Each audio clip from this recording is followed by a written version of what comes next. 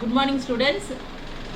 9th சாப்டரில் நம்ம வரவு செலவு திட்டத்தோட வகைகள் பார்த்துட்டு இருந்தோம்.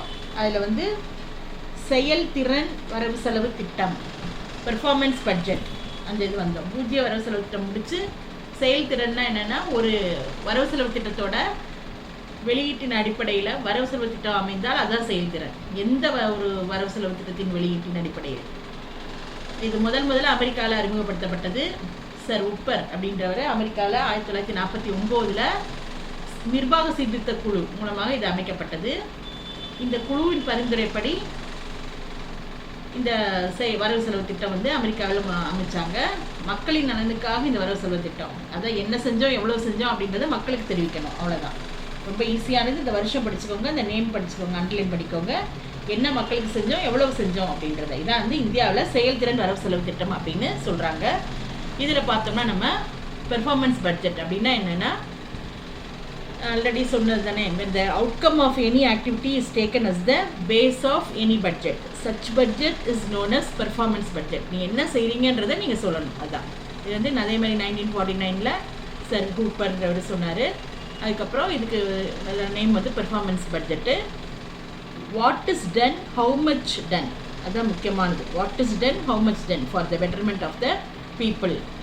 இது இந்த இந்தியாவில் இந்த performance budget is also known as outcome budget அப்படின்னு நம்ம இந்தியாவில் சொல்கிறோம். அதாவது சாதனை திட்டம் அப்படின்னு நம்ம இதை சொல்கிறோம். சாதனை திட்டம்னா எதுன்னா செயல்திறன் வரவு செலவு திட்டத்தை தான் இந்தியாவில் சாதனை திட்டம் அப்படின்னு நம்ம சொல்கிறோம். அடுத்தது பார்த்திங்கன்னா சமநிலை மற்றும் சமனற்ற வரவு செலவு திட்டம்.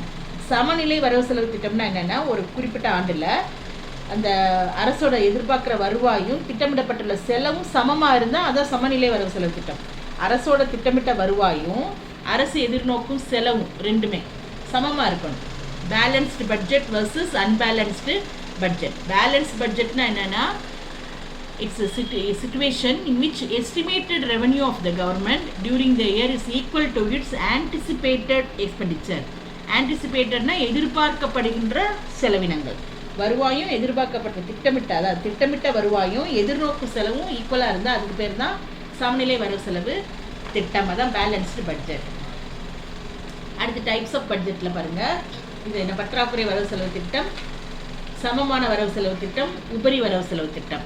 அதாவது deficit budget, balanced budget, surplus budget அப்படின்னு 3 கொடுத்துருக்காங்க இந்த டயக்ராமில். அதில் பார்த்தோம்னா செலவு அதிகமாக இருந்து வருவாய் குறையாக இருந்தால் அது பற்றாக்குறை. செலவு ஈக்குவல் டு வருவாய்னா அது சமமான. உபரி அப்படின்னா சர்ப்ளஸ்ன்றோம். அது என்னென்னா பாருங்கள், வருவாய் அதிகமாக இருக்கும், செலவு குறையாக இருக்கும், அதான். இப்போ சமநிலையில்லா வரவு செலவு திட்டத்தில் அரசு எதிர்பார்க்கிற வருவாய் திட்டமிடப்பட்டுள்ள செலவும் சமமாக இல்லாது இருந்தால் அதுதான் சமநிலை இல்லா வரவு செலவு திட்டம். இந்த சமநிலை இல்லா வரவு செலவு திட்டத்தில் தான் 2 வகையாக பிரிக்கிறோம். அது உபரி வரவு செலவு, பற்றாக்குறை வரவு செலவு. அதான் இந்த டயக்ராமையும் பார்த்துக்கோங்க.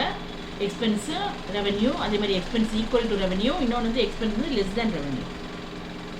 அடுத்தது அன்பேலன்ஸ்டு பட்ஜெட் சொன்னேன். இந்த budget in which revenue and expenditure are not equal அப்படின்னாலே, ரெவன்யூவும் எக்ஸ்பெண்டிச்சரும் ஈக்குவலாக இல்லை, அதுதான் அன்பேலன்ஸ்டு.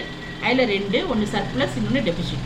சர்ப்ளஸ்னால் என்னென்னா, the budget is surplus when the estimated revenues of the year are greater than anticipated expenditures. அதாவது ரெவன்யூ ஜாஸ்தியாக இருக்கும், வருவாய் உங்களுக்கு அதிகமாக இருக்கும். உபரி வரவு செலவு திட்டம் அப்படின்னா என்னென்னா, ஒரு குறிப்பிட்ட ஆண்டில் பார்த்தீங்கன்னா அரசோட எதிர்பார்க்குற வருவாய் திட்டமிடப்பட்டுள்ள செலவை விட அதிகமாக இருந்தால் அதான் உபரி வரவு செலவு திட்டம். அதாவது உபரி வரவு செலவு திட்டம் இது இஸ் ஈக்குவல் டு அரசு எதிர்பார்க்கின்ற வருவாய் கிரேட்டர் தேன் திட்டமிடப்பட்டுள்ள செலவு, இதுதான் உபரி. அடுத்தது பார்த்தோம்னா இதில் பற்றாக்குறை வரவு செலவு திட்டம். அதை நம்ம என்ன சொல்கிறோம்னா டெபிசிட் பட்ஜெட் அப்படின்றோம். ஏன்னா டெபிசிட் பட்ஜெட்னா என்னென்னா, where the estimated government expenditure is more than expected revenue. ரெவன்யூவை விட செலவு, அதாவது எக்ஸ்பெண்டிச்சர் அதிகமாக இருந்தா, expenditure is more than expected revenue. அதான் government's estimated revenue less than government's proposed expenditure. வருவாய் குறைவாகவும் செலவு அதிகமாக இருந்தால் அதான் என்னது டெபிசிட் பட்ஜெட் அப்படின்றோம். அடுத்தது நெக்ஸ்ட்டு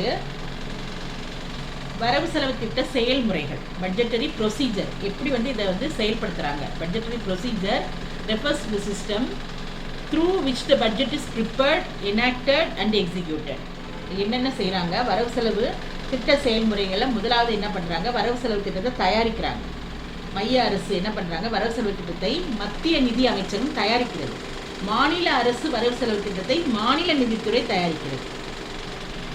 வரவு செலவு திட்டத்தை தயாரிக்கும் போதே கீழே கொடுக்கப்பட்டுள்ளவற்றை கவனத்தில் கொள்ளப்படுகிறது. இப்போ என்ன செய்கிறாங்க, அவங்க வந்து என்னென்ன ப்ரொசீஜர்ஸ் அவங்க வந்து அதாவது அவங்க தயாரிக்கிறதுக்கு முன்னாடி என்னென்ன ஸ்டெப்ஸ் எடுக்கிறாங்கிறது கீழே கொடுத்துருக்கு பாருங்க. இப்போ வந்து ப்ரிப்பரேஷன் ஆஃப் த பட்ஜெட்டுக்கு வந்து the Ministry of Finance prepares the central budget every year. At the state level, the finance department is responsible for the annual state budget. While preparing the budget, the following factors are taken. அதில் வந்து ஒரு 4 point கொடுத்துருக்காங்க. First point என்னென்னா, பேரியல் பொருளாதார கொள்கை இலக்குகளை திட்ட காலத்திற்குள் அடைகிறது. பேரியல்னா பெரிய லெவலில் பேரியல் பொருளாதார கொள்கைகளை அந்த இலக்குகளை திட்ட காலத்துக்குள் அடைகிறது. 2வது வரவு செலவு திட்டத்தோட யுக்திகள். 3வது பல்வேறு திட்டங்களுக்கான நிதி தேவைகள். அடுத்து 4வது நிறைய இருக்குது. 4வது வருவாய் செலவினத்தின் மதிப்பீடு. அதில் பிராக்கெட்டில் என்னென்ன செலவினம், பாதுகாப்பு செலவினம், மானியம், கடனுக்கான வட்டி இதெல்லாம் இருக்குது. அடுத்தது மூலதன செலவினத்தின் மதிப்பீடு. அதில் என்ன மூலதன செலவினத்தின் மதிப்பீடுனா என்னென்னா, உங்களுக்கு வந்து ரயில்வே, பாசன வளர்ச்சி இதெல்லாம். அடுத்து பார்த்திங்கன்னா வரி மற்றும் வரியற்ற வருவாய் வரிகளின் மதிப்பீடு. 10 பாயிண்ட்ஸ் இருக்குதுன்னு நினைக்கிறேன். 1 2 3 4 5 6 முன்னாடி 9 பாயிண்ட்ஸ் இருக்குது. அடுத்தது கடன்களின் திரும்ப செலுத்துதல்கள், அதாவது பொதுத்துறையில் முதலீட்டு குறைப்பு, அங்காடி பெறுதல்கள், அதெல்லாம் அதில் அந்த மூலதன வரவுகளின் மதிப்பீடு. வருவாய் செலவுகளுக்கும் வருவாய் வரவுகளுக்கும் வருவாய் செலவுகளுக்கும் இடையேயான இடைவெளியின் மதிப்பீடு. வருவாய் வரவுக்கும் வருவாய் செலவுக்கும் இடையேயான மதிப்பீடு, இடைவெளியின் மதிப்பீடு. அடுத்து நிதி பற்றாக்குறை, முதன்மை பற்றாக்குறை மற்றும் வருவாய் பற்றாக்குறையின் மதிப்பீடு. இத்தனையும் நம்ம வந்து வரவு செலவு திட்டத்தை தயாரிக்கிறதுக்கு முன்னாடி இத்தனையும் நம்ம என்ன செய்யணும்னா, இவ்வளோத்தையும் நம்ம வந்து ப்ரிப்பேர் பண்ணிக்கணும். அதுதான் the macroeconomic targets to be achieved within a plan period. அதான் பேரியல். அடுத்து the basic strategy of the budget.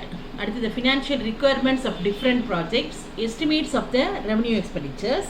அடுத்து estimates of the capital expenditures. அதான் வந்து ரயில்வேஸு, ரோட்வேஸு, இரிகேஷன் எல்லாம் அதில் வரும். அடுத்து estimates of revenue receipts from tax and non-tax revenues. அடுத்து estimates of capital receipts from the recovery of loans, disinvestment of public sector units, market borrowings, etc. Estimates of the gap between revenue receipts and revenue expenditure. Last one, estimates of fiscal deficit, primary deficit and revenue deficit.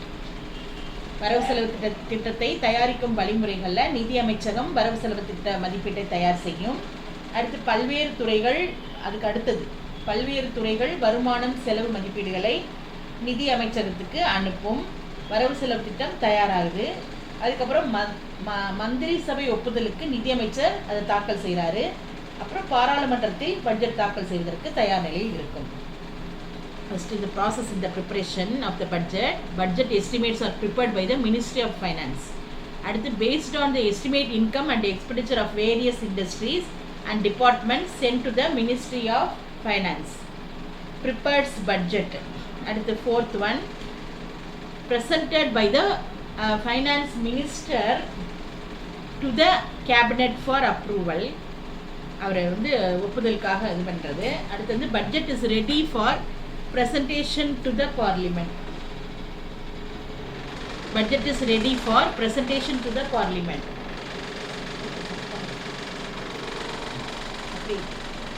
அடுத்து budget தாக்கல் செய்தல். அடுத்து வந்து budget தாக்கல் செய்கிறாங்க.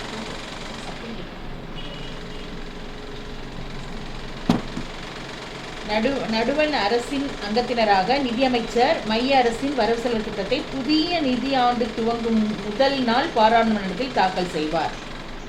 அவர் தான் நிதியமைச்சர் தான் அதை என்ன செய்கிறாரு, பாராளுமன்றத்தில் தாக்கல் செய்கிறாரு. மாநில அரசுகளின் நிதியமைச்சர்களும் அவ்வாறே ஆங்காங்கே அவங்களும் அதை தாக்கல் செய்கிறாங்க. இந்திய அரசியலமைப்பு சட்டப்படி பண மசோதா மணி பில் கீழ் சபையிலே தொடங்கப்படும். மைய அரசில் எல்லா பண மசோதாக்களும் முதலில் மக்களவையிலும் மாநிலங்களில் சட்டப்பேரவையிலும் தாக்கல் செய்யப்படும். எங்கெங்கே தாக்கல் செய்கிறாங்க, முதல்ல மத்திய அரசு, அடுத்து மாநில அரசு. மாநில அரசு மத்திய அரசும் அவங்கவுங்க அது சட்டப்பேரவையில் இவங்க தாக்கல் செய்கிறாங்க, அங்கே பாராளுமன்றத்தில். அதுதான் சொல்கிறாங்க. நிதி மசோதா நிறைவேற்றப்பட்ட பின்னர் தான் அந்த வாக்களிப்புக்கு பின்னாடி சட்ட வடிவம் கொடுக்கப்படும். நிதி மசோதா வந்தது, அதுக்கப்புறம் வாக்களிப்பு, அதுக்கப்புறம் சட்ட மசோதா வந்து அங்கீகரிக்கப்படும். இந்த முறையில் தான் இந்தியாவில் வரவு செலவு திட்டம் வந்து தாக்கல் செய்யப்படுகிறது. இந்த முறையில் தான் இதை என்ன செய்கிறாங்க, தாக்கல் செய்கிறாங்க. ப்ரெசன்டேஷன் ஆஃப் த பட்ஜெட் வந்து the honourable minister of finance on behalf of the central government places the union budget before parliament on the eve of a new financial year. அதே தான் சொன்னதே தான் அப்படியே.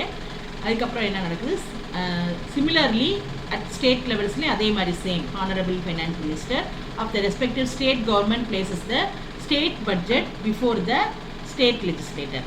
இப்போ according to the Indian constitution all money bills must be initiated in the lower house தான் first. அதுக்கப்புறம் தான் all the money bills R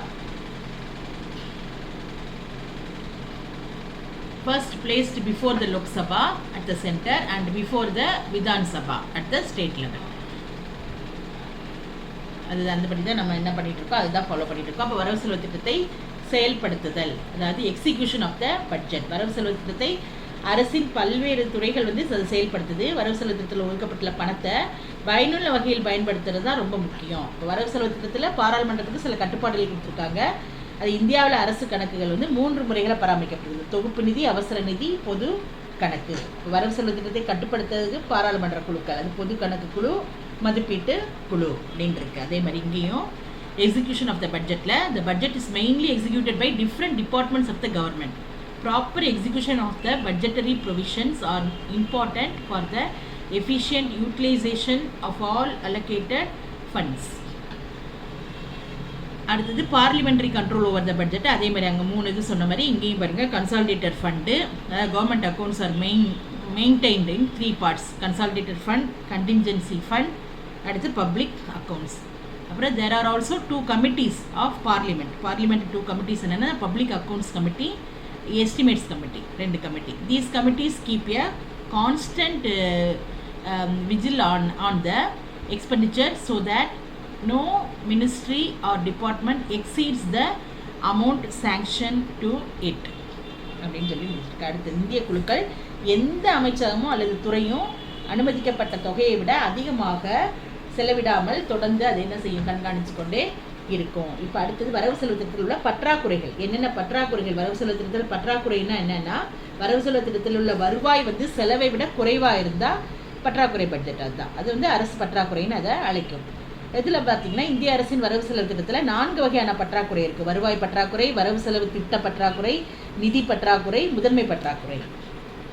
அதாவது பட்ஜெட்டரி டெபிசிட்ஸில் budget deficit is a situation where budget receipts are less than budget எக்ஸ்பெண்டிச்சரோட உங்களுக்கு வந்து வருவாய் வந்து குறைவாக இருந்தால் தான். அதான் this situation is also known as government deficit. இதில் அந்த 4 இது என்ன 4 point: revenue deficit, budget deficit, fiscal deficit and primary deficit.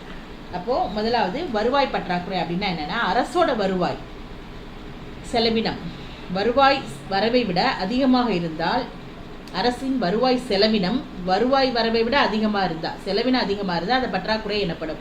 இது முதலே நம்ம அப்படி தான் படிச்சிருக்கோம். வருவாய் வந்து உங்களுக்கு குறைவாக இருந்து செலவினம் அதிகமாக இருந்தால் அதுதான் பற்றாக்குறை.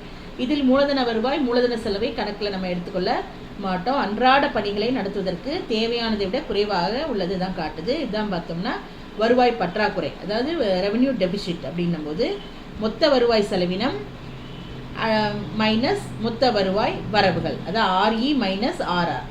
ஆர்இனா எக்ஸ்பெண்டிச்சர், ரெவன்யூ எக்ஸ்பெண்டிச்சர், இது வந்து ரெவன்யூ, அது வந்து வரவு செலவு, அதாவது பற்றாக்குறையும் நம்ம எடுத்துக்கிறோம். இதுலேயும் இது ரெண்டையும் பார்க்கும்போது வருவாய் பற்றாக்குறையும் மொத்த வருவாய் செலவினத்தையும் மொத்த வருவாய் வரவு, அதாவது ஆர்ஆர்னா மொத்த வருவாய் வரவு, அது ரெண்டையும் பார்க்கும்போது அது வந்து கிரேட்டர் தேன் 0வாக இருந்துச்சுன்னா இந்த மாதிரி பற்றாக்குறை வரும். அடுத்தது வரவு செலவு திட்ட பற்றாக்குறை. முதல்ல பார்த்தது வருவாய் பற்றாக்குறை, இப்போ வரவு செலவு திட்ட பற்றாக்குறை. இதில் நம்ம சொல்லணும்னா ரெவன்யூ டெபிசிட் தான் முதலாவது.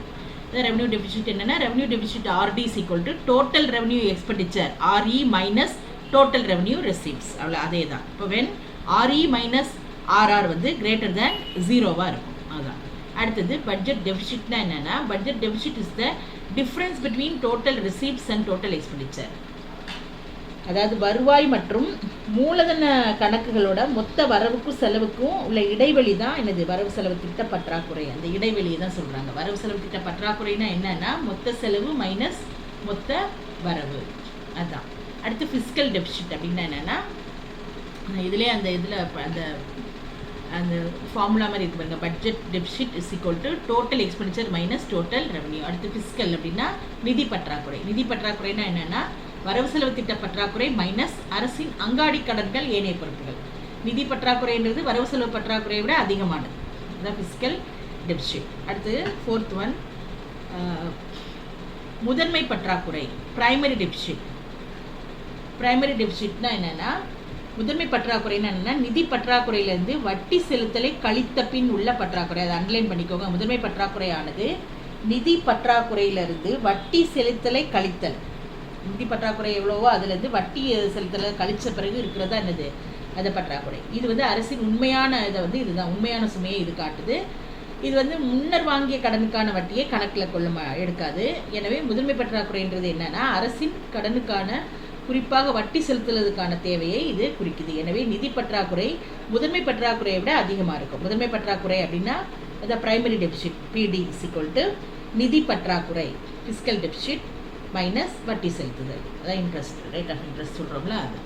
அந்த பிரைமரி டெபிசிட்னா என்னென்னா is equal to fiscal deficit minus interest payments. அதை மட்டும் அன்லைன் பண்ணிட்டீங்கன்னா உங்களுக்கு அது ஈஸியாக இருக்கும். அடுத்தது அது அந்த ஃபார்முலா, இதுக்கு ஃபார்முலா கொடுத்துருக்காங்க. பிரைமரி டெபிசிட் பிடி is equal to fiscal deficit minus interest payment. அடுத்து ஃபெடரல் ஃபைனான்ஸ் அப்படின்னா என்னென்னா கூட்டமைப்பு நிதி. ஃபெடரல்னாலே கூட்டாட்சி நிதி. கூட்டமைப்பு நிதி, கூட்டாட்சி நிதி அப்படின்னா மத்திய மற்றும் மாநில அரசுகளுக்கு இடையே வருவாய் வளங்களை ஒதுக்கீடு குறித்த தெளிவாக வரையறுக்கப்பட்டிருக்கும். இதான் மாநில அரசுகள் தங்களுக்கு ஒதுக்கப்பட்ட பணியை திறமையாக செய்ய வளங்கள் ஒதுக்கீடு செய்யப்படும். இங்கே ஃபெடரல் ஃபைனான்ஸ் வந்து refers to the system of assigning the source of revenue to the central as well as state. அது அண்டர்லைன் பண்ணிக்கோங்க. Central as well as state அப்படின்னா ரெண்டுமே மத்திய மாநில.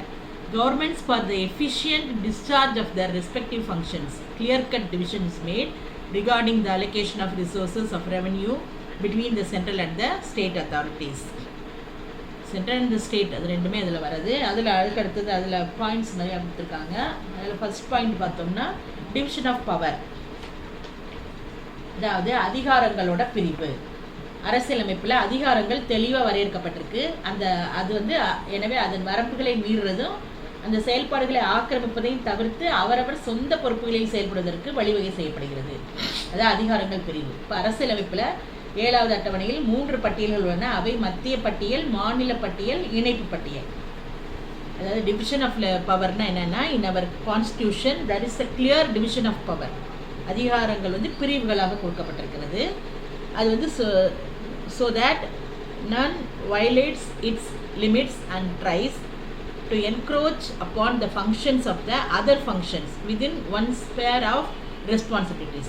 There are 3 lists. முக்கியமாக 3 list அதுதான் முக்கியம். இதில் வேறு ரொம்ப இம்பார்ட்டண்ட் இல்லை. அதான் 3 list in the 7th schedule of constitutionல union list, state list, concurrent list. Union list consists of 100 subjects of national importance such as defense, railways, post and telegraph. இங்கே சொன்னோம்னா மத்திய பட்டியலில் என்னென்ன பாருங்க, பாதுகாப்பு, ரயில்வே, தபால் தந்தி முதலிய இன்னும் நிறைய எல்லாம் சேர்த்து தேசிய முக்கியத்துவம் வாய்ந்த 100 இனங்களை அது கொண்டது. அடுத்தது 2வது ஸ்டேட் லிஸ்ட் அப்படின்னா என்னென்னா மாநில பட்டியல். State list consist of 61 subjects of local interest such as public health, police etcetera. மாநில பட்டியலில் வந்து பொதுநலன், காவல் இதெல்லாம் சேர்த்து ஒரு 61 இனங்கள் அதில் கொடுக்கப்பட்டிருக்கு. அடுத்து வந்து கான்கரண்ட் லிஸ்ட்னா என்னென்னா அதில் வந்து 52 சப்ஜெக்ட்ஸ். இம்பார்ட்டன்ட் என்னென்னா both the union and the state. அதில் such as electricity, trade union, economic and social planning. இணைப்பு பட்டியலில் 52 இனங்கள் மத்திய மற்றும் மாநிலங்களுக்கு பொதுவாக. இது இம்பார்ட்டண்ட். இந்த 3 லிஸ்ட் என்னன்றது முக்கியமாக படிச்சுக்கணும். மத்திய பட்டியல், மாநில பட்டியல், கான்கரண்ட் லிஸ்ட். அதாவது யூனியன், ஸ்டேட்டு, கான்கரண்ட். இணைப்பு பட்டியல் அதில் தொழிற்சங்கம், பொருளாதார மற்றும் சமூக திட்டங்கள் இதெல்லாம் உள்ளடக்கி இருக்குது. இப்போ மத்திய மாநில அரசின் பண பங்களிக்கும் உறவு வருமான வழிகள். மைய அரசின் வருவாய் மூலதனங்கள் என்னென்ன, மைய அரசின் வரி மற்றும் வரியில்லா வருமான வழிகள் பட்டியலிடப்பட்டுள்ளன. இப்போ மத்திய அரசுன்னு எடுத்துட்டோம்னா என்னென்ன வரிகள் என்னென்ன வருதுன்றதை நம்ம இதில் அவங்க வந்து கொடுத்துருக்காங்க. அதாவது central state financial relationship, union sources. பார்த்தோம்னா ஃபஸ்ட்டு தொழில் நிறுவனங்கள் மீதான வரி அப்படின்னா கார்ப்பரேஷன் டேக்ஸ், தொழில் நிறுவனங்கள் மீதான வரி. ரெண்டாவது பணம், நாணயங்கள் மற்றும் அந்நிய செலாவணி, currency, coinage and legal tender, foreign exchange. மூணாவது பார்த்தீங்கன்னா சுங்க வரி, ஏற்றுமதி வரி, duties of customs including export duties. அடுத்து நாலாவது பார்த்தோம்னா புகையிலை மற்றும் இந்தியாவில் உற்பத்தி செய்யப்படும் ஏனைய பொருட்களுக்கான கலால் வரி, duties of excise on tobacco and certain goods manufactured or produced in India. அடுத்து fifth one estate duty in respect of property other than agricultural land, வேளாண்மை நிலங்கள் தவிர்த்த பண்ணை வரி. Estate duty in respect of property other than agricultural land. அடுத்தது ஆறாவது நீதிமன்றங்கள் விதிக்காக மத்திய பட்டியலில் உள்ள இதர கட்டணங்கள், அதாவது fees in respect of any of the matters in the union list but not including any fees taken in any court. Seventh one foreign loans, அயல்நாட்டு கடன். அடுத்தது இந்திய அரசால் அல்லது மாநிலங்களால் அமைக்கப்பட்ட லாட்ரி சீட்டுகள், lotteries organised by the government of India or the government of a state. அடுத்து தபால் துறையோட சேமிப்பு வங்கி, போஸ்ட் ஆஃபீஸ் சேவிங்ஸ் பேங்க். அடுத்தது தொலைத்தொடர்பு துறையின் வருவாய்கள், அதாவது போஸ்ட் அண்ட் டெலிகிராஃப்ஸ், தொலைத்தொடர்பு துறையின் வருவாய்கள், post and telegraphs, telephones, wireless broadcasting and other forms of communication. அடுத்து நெக்ஸ்ட் ஒன் மத்திய அரசுக்கு சொந்தமான சொத்துக்கள், அதாவது ப்ராப்பர்ட்டி ஆஃப் த யூனியன். அடுத்தது property of the public debt of the union, மத்திய அரசோட கடன். அடுத்து ரயில்வேஸு. அடுத்து மாற்றுச்சீட்டுகள், காசோலைகள் மற்றும் உறுதிமொழி பத்திரங்கள் மீதான வில்லை கட்டணம் அப்படின்னா என்னென்னா rates of stamp duty in respect of bills of exchange, cheques, promissory notes etcetera. அடுத்து இந்திய ரிசர்வ் வங்கி, ரிசர்வ் பேங்க் ஆஃப் இந்தியா. அடுத்தது வருமான வரி, வேளாண் வரியை தவிர்த்து வருமான வரி, அது taxes on income other than agricultural income. அடுத்து taxes on capital value of the assets exclusive of agricultural land of individuals and companies. சொத்துக்களின் மூலதன மதிப்பு விதிக்கப்படும் வரி, மூலதன மதிப்புகள் மீது, சொத்துக்களின் மூலதன மதிப்பில் விதிக்கப்படும் வரி, தனிநபர்கள் மற்றும் நிறுவனங்கள், விவசாய நிலம் தவிர அதெல்லாம். அடுத்து பார்த்தோம்னா செய்தித்தாள் இல்லை, அதுக்கு முன்னாடி பங்குச்சந்தை, எதிர்கால சந்தை, பரிவர்த்தனைகளில் முத்திரை வரிகளை தவிர வேறு வரி. பங்குச்சந்தை அப்படின்னா taxes other than stamp duties on transaction in stock exchanges and future markets. செய்தித்தாள் மீதான வரி, அப்புறம் taxes on the sale or purchase of newspapers and on advertisements published. இந்த நேம்ஸ் மட்டும் எந்தெந்த வரிகள்ன்றது கிளியராக படிச்சுக்கணும், அவ்வளோதான். Terminal taxes on goods or passengers carried by railways, sea or air அப்படின்னா ரயில், கடல்வழி, ஆகாய மார்க்கமாக செல்லும் பயணிகள் மற்றும் சரக்குகள் மீதான வரி. அதெல்லாமே அந்த மத்திய இதில் வந்தது. இப்போ அடுத்தது மாநில வளங்கள். மாநில வளங்களில் முதலாவது என்ன கொடுத்துருக்காங்க அப்படின்னா ஸ்டேட் ரிசோர்ஸஸில் மாநில வளங்கள். ஃபர்ஸ்ட் ஒன் கேபிட்டேஷன் டேக்ஸ் அப்படின்னா தலவரி. அடுத்தது வேளாண் நிலங்கள் மீதான வரி, duties in respect of succession to agricultural land, வேளாண்னா அக்ரிகல்ச்சர். அடுத்து மது மற்றும் போதைப் பொருட்கள் மீதான கலால் வரி, duties of excise on certain goods produced or manufactured in the state such as alcoholic liquids, opium etcetera. அடுத்து நாலாவது பண்ணை வரி அப்படின்னா estate duty in respect of agricultural land. அதுக்கப்புறம் நீதிமன்றங்கள் விதிக்காக மாநில பட்டியலில் உள்ள இதர கட்டணங்கள், நில வருவாய், மத்திய பட்டியலில் இல்லாத ஆவணங்களுக்கான வில்லை கட்டணம், வேளாண் வருமான வரி, நிலம் மற்றும் கட்டடங்கள் மீதான வரி, இதெல்லாமே மாநிலத்தில் வருது. கனிம வளங்கள் எடுப்பதற்கான உரிமை வரி, மின்சார நுகர்வு மற்றும் விற்பனைக்கான வரி, உள்ளூர் பகுதியில் நுகர்வு, அடுத்தது மற்றும் விற்பனை பொருட்களுக்கான நுழைவு வரி, செய்தித்தாள் தவிர்த்த, ஏன்னா அதில் வந்துருச்சு, செய்தித்தாள் தவிர்த்த இதர பொருட்கள் மீதான வரி, செய்தித்தாள் தவிர்த்த இதர விளம்பரங்கள் மீதான வரி, சாலை நீர்வழி மார்க்கமாக எடுத்து செல்லப்படும் பொருட்கள் மற்றும் பயணிகள் மீதான வரி உள்நாட்டுக்குள்ள. அடுத்தது வாகன வரி, விலங்குகள் மற்றும் படகுகள் மீதான வரி, வியாபாரம் மற்றும் தொழிலாளர்கள் மீதான தொழில் வரி, பொழுதுபோக்குகள் மற்றும் சூதாட்டங்கள் மீதான வரி, சாலை சுங்க கட்டணம். இங்கே அதே தான், அப்படியே பார்த்தீங்கன்னா fees in respect of any of the matters in the state list but not including fees taken in any court, land revenue, rates of stamp duty in respect of documents other than those specified in the union list. Taxes on agriculture income, அப்புறம் land and buildings, taxes on mineral rights கனிம வளங்கள் அது, அதுக்கப்புறம் taxes on the consumption or sale of electricity மின்சார நுகர்வு, அப்புறம் taxes on entry of goods into a local area for consumption, use or sale therein, taxes on sale and purchase of goods, எதுக்கு மேலே வரிகள்ன்றது உங்களுக்கு கொடுத்துருக்காங்க விளக்கமாக. அடுத்தது taxes on the advertisements other than those published in newspapers, taxes on goods and passengers carried by road or on inland waterways. அடுத்து taxes on vehicles, taxes on animals and boats, taxes on professions, trades, callings and employments, taxes on luxuries including taxes on entertainment, amusements, இது கேளிக்கை வரின்னு cinema இதெல்லாம் போடுறாங்களா பொழுதுபோக்கு அதெல்லாம் வரும், amusement parks இதெல்லாம் அந்த மாதிரி. அடுத்தது பார்த்தீங்கன்னா பெட்டிங் அண்டு கேம்பிளிங். லாஸ்ட் வந்து டோல்கேட் அது வரி சொல்கிறோம்ல அது. அடுத்தது இப்போ மத்திய அரசால் விதிக்கப்பட்டு ஆனால் மாநில அரசு வசூலிப்பது மற்றும் பயன்படுத்துவது ஷரத்து 268 அது என்னன்னா taxes levied and collected by the union but assigned to the states. அப்படிப்பட்டது என்னென்னா வில்லை கட்டணம் மற்றும் சுங்கவரி, மருத்துவ மற்றும் கழிவறை மீதான வரி இந்திய அரசு விதிக்கும், ஆனால் யூனியன் பிரதேசங்களில் இந்திய அரசே வசூலிக்கும். Duties in respect of succession to property other than agricultural land. மத்திய அரசால் விதிக்கப்பட்டு மத்திய அரசால் விதிக்கப்பட்டு வசூலிக்கப்பட்டு மாநிலங்களுக்கு ஒதுக்கக்கூடிய வளங்கள். அதில் என்ன பார்க்குறோன்னா விவசாயம் நிலம் தவிர்த்த இதர சொத்துக்கள் மீதான வரி ஷரத்து 269 படி விவசாயம்னா அது பண்ணை வரி, ரயில்வே கட்டடங்கள், பங்குச்சந்தை, எதிர்கால சந்தை, செய்தித்தாள் மீதான வரி, ரயில் கடல் வழி, மாநிலங்களுக்கு இடையான பண்டங்கள் விற்பனை. இது அடுத்து 4வது பார்த்தீங்கன்னா மத்திய அரசால் விதிக்கப்பட்டு ஆனால் மாநில அரசு வசூலிப்பது. முதல்ல சொன்னது மத்திய அரசால் விதிக்கப்பட்டு வசூலிக்கப்பட்டு மாநிலங்களுக்கு ஒதுக்கக்கூடிய வளங்கள். இது வந்து இவங்களே வசூலிக்கிறாங்க. அது என்னென்னா யூனியன் பிரதேசங்கள் இந்திய அரசே அதில் வசூலிக்கும் வரிகள். Taxes on other than agricultural income, union duties of excise, other than such duties of excise on medicinal and toilet preparations as are mentioned in the union list and collected by the government of India. Taxes on income does not include corporation tax. The distribution of income tax proceeds between the union and the states is made on the recommendations of the finance commission. அடுத்து next one principles of federal finance. அதான் வந்து நம்ம வந்து இதில் வந்து இப்போ அதுக்கு தான் வந்துட்டு இருக்கோம். மத்திய அரசு மற்ற வகையில் மாநிலங்களே அதை விதிக்கும். அடுத்து மத்திய அரசால் விதிக்கப்பட்டு வசூலிக்கப்பட்டு மாநிலங்கள் மற்றும் யூனியன் பிரதேசங்களுக்கு பகிர்ந்தளிக்கக்கூடிய வரி வேளாண் வரி, வருமான வருவாய், இந்திய அரசின் மத்திய பட்டியலில் உள்ள மத்திய கலால் வரி, மருத்துவ மற்றும் கழிவறை மீதான வரி தவிர்த்த வருமான வரியில் நிறுவனங்கள் மீதான வரி உள்ளடக்கப்படவில்லை.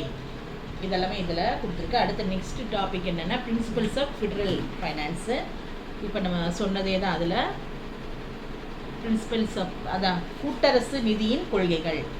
கூட்டரசு நிதியின் கொள்கைகள் இந்த கொஸ்டினில் வந்திருக்கு நமக்கு, இது இம்பார்ட்டண்ட்டு.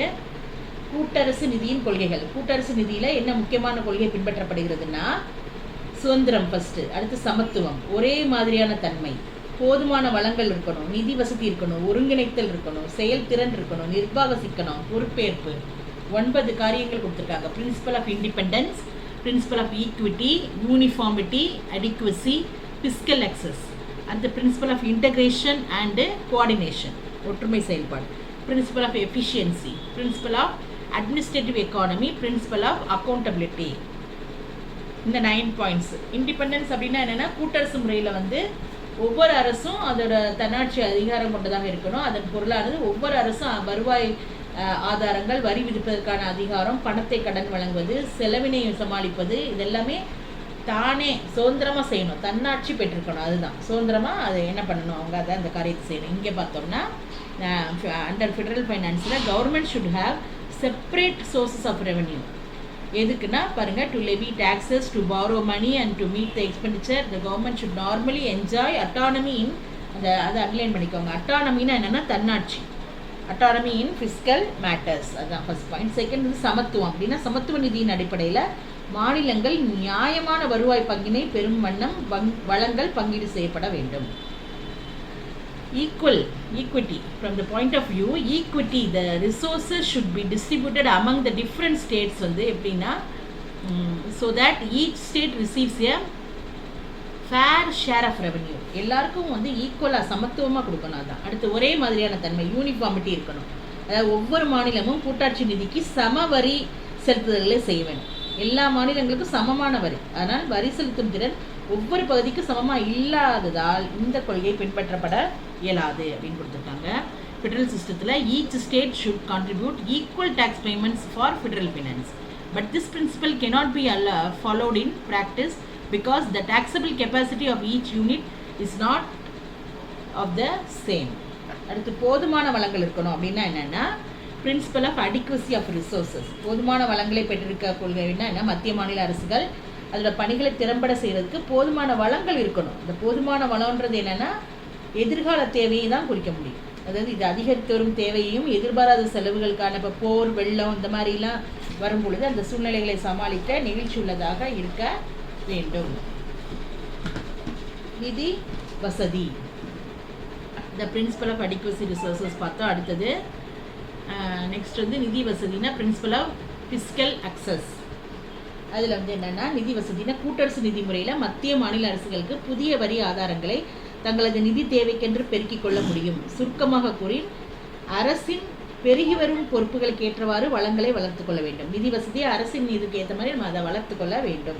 அடுத்து ஒருங்கிணைப்பு மற்றும் ஒன்றுபடுதல் அப்படின்னா principle of integration and coordination. என்னென்னா அனைத்து நிதி முறைகளும் நல்ல முறையில் ஒருங்கிணைக்கப்பட்டிருக்கணும். எல்லாமே ஒரு ஒற்றுமையாக, அதாவது நாட்டின் பல்வேறு அடுக்குகளுக்கிடையே உள்ள நிதி முறைகளில் ஒருங்கிணைப்பு அவசியம். அப்போ தான் அந்த கூட்டரசு முறை வந்து சரியானபடி பிழைக்கும். அதாவது கூட்டரசு முறை பிழைக்கும். இவை நாட்டின் மொத்த வளர்ச்சியை முன்னேற்றுவதற்கு உதவும்.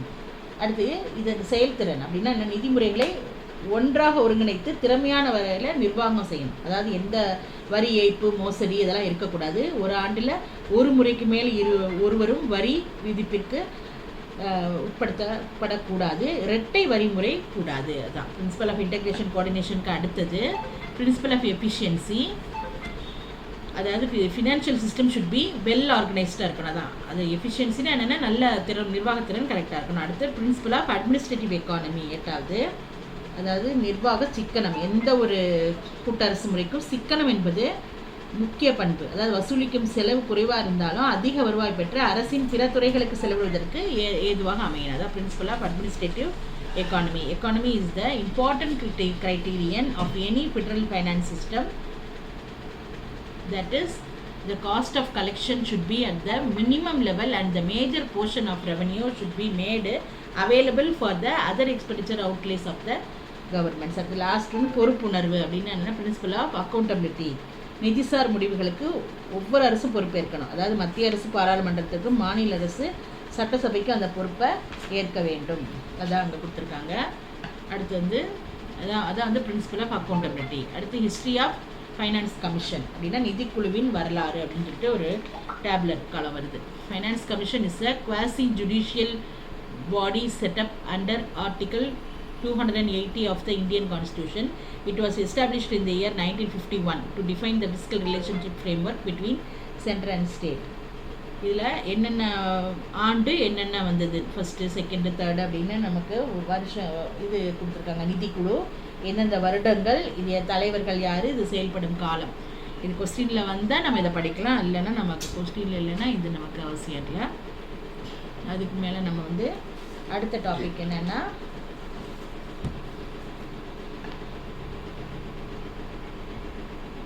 Finance Commission aims to reduce the fiscal imbalances between the center and state. இந்திய அரசியலமைப்பு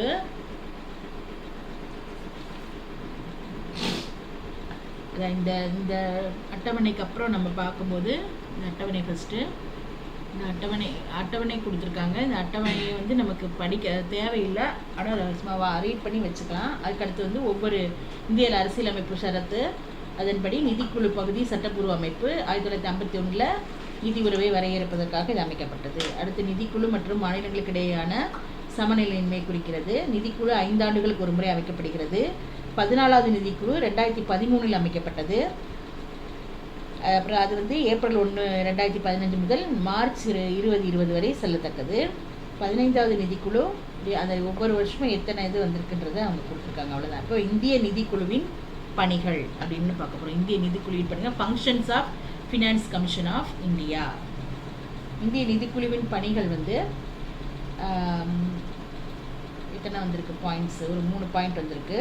மத்திய மாநிலங்களுக்கிடையே நிகர வருவாய்களை ஒதுக்கீடு செய்து மாநிலங்களுக்கு அவற்றுக்குரிய பங்கை பகிர்ந்தளிக்குது. அது என்ன பண்ணுதுன்னா, the distribution between union and the states of the net proceeds of taxes which may be divided between them and the allocation among the states of the respective shares of such proceeds.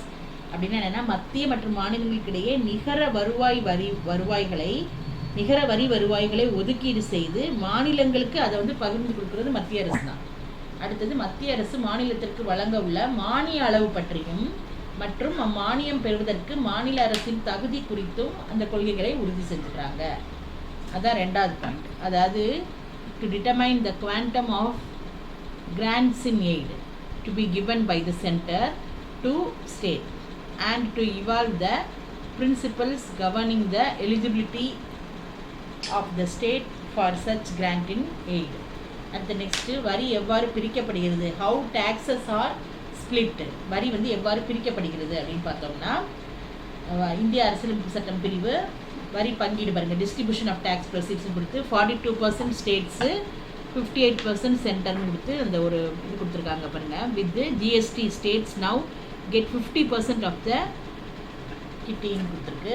இந்திய அரசியலமைப்பு சட்டம் 280 நிதிக்குழு 5 ஆண்டுக்கு ஒரு முறை ஏற்படுத்தப்பட்டு அது மத்திய மற்றும் மாநில அரசின் வரி பகிர்வை பரிந்துரை செய்யும். அது வந்து அந்த 3வது பாயிண்ட். இதில் நம்ம என்ன பார்க்குறோன்னா, நல்ல திடமான நிதியை நிலைநாட்டும் வண்ண இந்திய குடியரசுத் தலைவரோட பார்வைக்கு கொண்டு செல்ல வேண்டிய விவரங்கள், ஏனைய பிரச்சனைகளாகிய கடன் நிவாரணம், மாநிலங்களுக்கு வழங்குகிற இயற்கை சீற்றத்திற்கான நிதி, துணை ஆயத்தீர்வுகள் போன்றவைகள். இது எல்லாமே இந்த 3 பாயிண்ட்டும் அதில் தான் இருக்குது. இது எப்படி ஸ்ப்ளிட் பண்ணுறது அப்படின்றதும் 15th ஃபினான்ஸ் கமிஷனோட recommendation on tax sharing between centre and states. Last point, any other matter refer to the commission by the president of India in the interest of sound finance. Several issues like debt relief, financing of calamity relief of states, additional excise duties, etc. have been referred to the Commission invoking this clause. அடுத்த next topic என்னென்னா, உள்ளாட்சி நிதி. உள்ளாட்சி நிதினா என்னென்னா, local finance. உள்ளாட்சி நிதி பார்க்கும்போது, இந்த உள்ளாட்சி நிதின்றது வந்து local finance refers to the finance of local bodies in India. There is a large variety of local bodies in India. We have the following main 4 local bodies.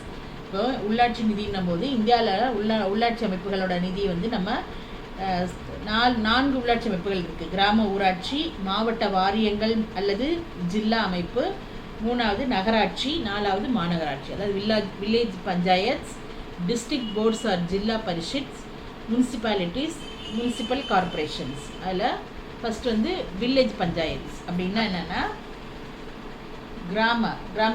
கிராம ஊராட்சி. அதாவது நம்ம எடுத்துட்டோம்னா முதல்ல அதை பற்றி சொல்லியிருக்கு. அது தோற்றம், அந்த ஊராட்சியோட எல்லை வரம்பு, வருவாய் வந்து கிராமம் தான். அப்போ அதுலேயும் பார்த்தோம்னா சில சமயங்களில் 2 அல்லது அதற்கு மேற்பட்ட கிராமங்கள் ஊராட்சியின் கீழ்குழுவாக செயல்படுகிறது. இந்தியாவில் பெரும்பாலான மாநிலங்களில் இந்த பஞ்சாயத்து ராஜ் தான் நிறுவப்பட்டு உள்ளது. இந்த வில்லேஜ் பஞ்சாயத்ஸோட பிக்சர் கொடுத்துருக்காங்க பாருங்கள். Establishment. The jurisdiction of a panchayat is usually confined to one revenue village. அதான் ஒரு வருவாய் கிராமம். In some cases, though not very frequently, 2 or more small villages are grouped. சில இடங்களில் 2 அதுக்கு மேற்பட்ட கிராமங்களை சேர்த்து அதை ஒரு பஞ்சாயத்து கீழே அவங்க கொண்டு வராங்க. அந்த பஞ்சாயத்து ராஜ் அப்படின்னு அதை நம்ம சொல்கிறோம்.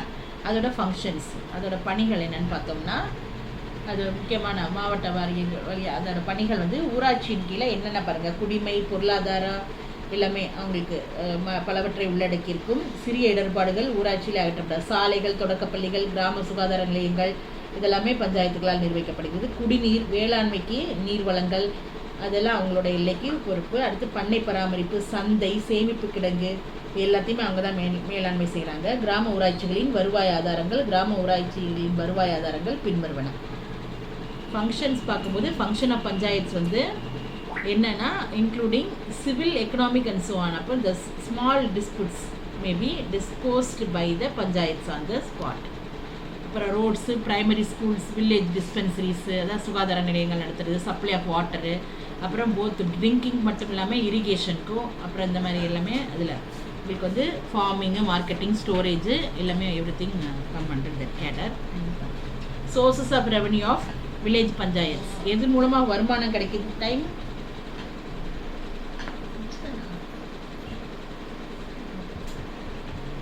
கிராம ஊராட்சிகளின் வருவாய் வந்து பொது சொத்து வரி, நிலம் மீதான வரி, தொழில் வரி, விலங்குகள் மீதான வரி, இதன் மூலமாக தான் அவங்களுக்கு வருவாய்.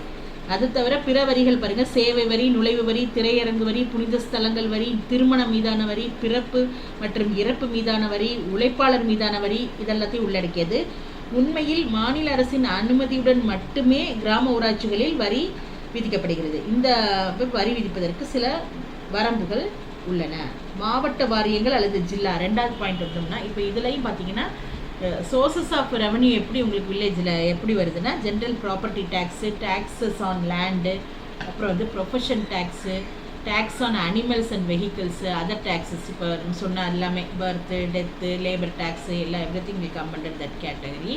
அடுத்து செகண்ட் பார்த்தீங்கன்னா டிஸ்ட்ரிக்ட் போர்டு ஆர் ஜில்லா பரிஷத்தில் என்ன பார்க்குறோம், இதோட தோற்றம் வந்து அனைத்து கிராமப்புற பகுதிகளையும் உள்ளடக்கி இது வந்து ஜில்லா அமைப்பு அப்படின்றது மாவட்ட அளவில் தோற்றுவிக்கப்படுகிறது.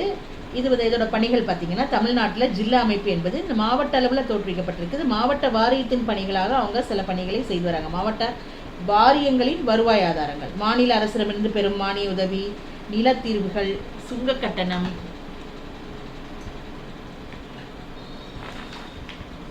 சொத்திலிருந்து பெறுகிற வருமானம் மற்றும் மாநில அரசுகளிலிருந்து பெறக்கூடிய கடன்கள், வளர்ச்சி பணிகளுக்காக மத்திய அரசு மேற்கொள்ளும் திட்டங்களுக்கான மானியங்கள், பொருட்காட்சிகள், கண்காட்சிகளிலிருந்து பெறப்படுகிற வருமானம், மாநில அரசு ஏற்றுக்கொள்கிற சொத்து வரி, பிற வரிகள் எல்லாமே இதில் ரெண்டாவது இதில் அடங்குது. மூணாவது பார்த்தோம்னா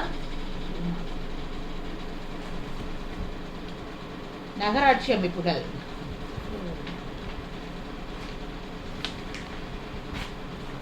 நகராட்சி அமைப்புகள் பார்க்கும்போது இங்கே என்ன சொல்கிறோம், நம்ம நகராட்சி அமைப்புகள் வந்து அதான் முனிசிபாலிட்டிஸ்.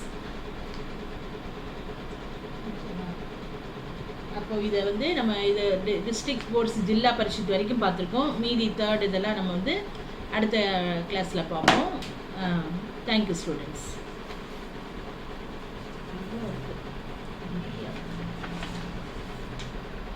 ஒரு 15 நிமிஷம் 1 நாள் எடுத்துக்கோமா? இன்றைக்கே 15 நிமிஷம் எடுத்து எடுத்துக்கிறோமா?